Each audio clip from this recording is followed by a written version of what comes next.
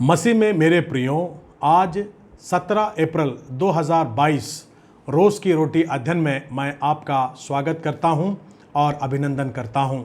आज के लिए परमेश्वर का वचन है कुरिन्थियों की पहली पत्री 15 अध्याय और 14 पद। 1 Corinthians चैप्टर 15 वर्स 14। यहाँ पर इस प्रकार से लिखा हुआ है, और यदि मसीही नहीं जी उठा तो हमारा प्रचार करना भी व्यर्थ है और तुम्हारा विश्वास भी व्यर्थ है। हालेलुया। मसीह में मेरे प्रियो, आज के दिन ईस्टर करके हम मनाते हैं। ये रविवार प्रभु का रविवार करके हम मनाते हैं। आज के दिन प्रभु जो है मृतकों में से जी उठा। जैसे उसने कहा था ठीक वैसे ही वो जी उठा। हम बाइबल में पढ़ते हैं यीशु मसीह मारा गया और पिलातुस के पास यूसुफ अरामतियास और निकोदेमुस ये दोनों जा करके उसको शव को ले आते हैं और कब्र में उसको रखते हैं, और एक बहुत बड़ा पत्थर जो है उस कब्र के और लुढ़का देते हैं। यहाँ तक रोमी साम्राज्य के जो सैनिक हैं वहाँ पर पहरे देते थे, ताकि कल को कोई उसके शरीर को चुरा कर ये ना कहे कि वो जी उठा करके। सारा सरकारी सील लगा है, बंदोबस्त है, लेकिन उसके बाद भी हम देखते हैं प्रभु के कथन के अनुसार वो मृतकों में से जी उठा है। और ये मसीह के बुनियाद का एक स्तर है। हालेलुया। मसीही विश्वास का एक स्तंभ है ये। यदि मसीह मृतकों में से जी नहीं उठता तो हमारा विश्वास करना भी व्यर्थ है और हमारा प्रचार करना भी व्यर्थ है। आज यीशु मसीह जी उठा है, वह हमारे साथ बात कर सकता है, वह हमारे साथ चल सकता है, हमारी प्रार्थना को सुनता है, हमारी अगुवाई वो करता है। हमें ये विश्वास करना चाहिए। यीशु मसीह ने जी उठने के बाद अनेक लोगों को दर्शन दिया। एक व्यक्ति था जो दर्शन को नहीं देख पाया यीशु मसीह के, उसका नाम है थोमा। जब चेलों ने कहा कि हमने प्रभु को देखा है, थोमा कहता है जब तक मैं खुद अपनी आंखों से ना देखूं और उसके हाथ में जो घायल है, जो चोट के निशान है, उस पर मैं हाथ नहीं लगाऊं, तब तक मैं विश्वास नहीं करूंगा। प्रभु ने उसको दर्शन देकर कहा, हे थोमा, तूने देखकर विश्वास किया, लेकिन धन्य है वे लोग जो मुझे ना देखकर भी विश्वास करते हैं। आज आप धन्य हो सकते हैं यदि आप प्रभु पर विश्वास करें।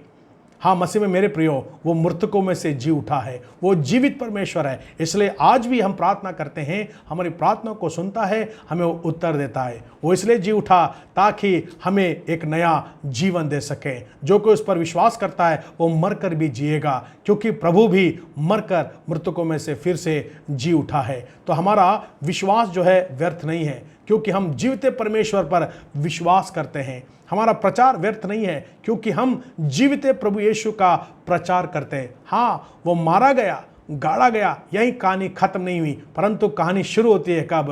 वो फिर से जी उठा है। आज हम क्या शोकाकुल है कि अनेक लोग हमें छोड़कर चले गए, हमारे प्रिय लोग हमसे बिछड़ गए, लेकिन आपके पास एक विश्वास है। आप प्रभु में जो सोए हुए लोग हैं उनको फिर से देख सकते हैं। क्यों? क्योंकि प्रभु मृतकों में से वो जी उठा है, और जो कोई उस पर विश्वास करता है वे भी जी उठेंगे, और हम उस स्वर्ग राज में एक साथ अनंत काल तक जिएंगे। ये शरीर का जीवन पृथ्वी के साथ खत्म हो जाएगा, परंतु आने वाला जो अनंत जीवन है वो प्रभु के साथ हम प्रारंभ कर सकते हैं, और अनंत काल तक हम आनंद कर सकते हैं, और उसके नाम की हम महिमा और बढ़ाई कर सकते हैं। इसलिए मसीह मेरे प्रियो, मैं आपको प्रोत्साहित करना चाहता हूँ, उस प्रभु यीशु पर हम विश्वास करें और ऐसा जीवन को जिएं कि हम पुनरुत्थित प्रभु के लोग हैं, और हमारे पास एक जीवित आशा है। संसार ही हमारा सब कुछ नहीं, संसार के परे एक जीवन है जो प्रभु ने हमारे लिए तैयार किया है, और वो शीघ्र आने वाला है। जो जी उठा है वो शीघ्र आएगा और हमें लेकर जाएगा। क्या आपका जीवन तैयार है? क्या आपने पुनरुत्थित प्रभु पर विश्वास रखा है? क्या वो आपके लिए जी उठा है, आपके परिवार को आशीषित करने के लिए, आपके व्यवसाय को आशीषित करने के लिए, आपके जीवन को आशीषित करने के लिए, और ये जीविता प्रभु आपके संग रहकर आपकी अगुवाई करने पाए। प्रभु आप सबको आशीष दें। जय मसीह। प्रार्थना करें। हमारे सर्वशक्तिमान सेनाधीश परमेश्वर पिता, हम धन्यवाद देते हैं, हमारे पास एक जीवित आशा है। यदि प्रभु मृतकों में से जी नहीं उठता तो हमारा प्रचार करना व्यर्थ है, हमारा विश्वास करना व्यर्थ है और हम अभागे हैं। और प्रभु जी आज भी हम अंधेरे में हैं और पाप में हैं, लेकिन हम धन्यवाद देते हैं प्रभु, आप मृतकों में से जी उठे हैं। आज बहुत तेरे लोग प्रभु तुझे मृतकों में ढूंढते हैं, किताबों में ढूंढते हैं, फिलॉसफी में ढूंढते हैं, विचारधाराओं में ढूंढते हैं, परंतु प्रभु आप जीवित हैं, आप हमारे साथ हैं, आप हमसे बातें करने वाले परमेश्वर है। आपके जीवित आत्मा के लिए हम धन्यवाद देते हैं। हम सबों पर आपका अनुग्रह होवे, हम पर आपकी आशीष होवे।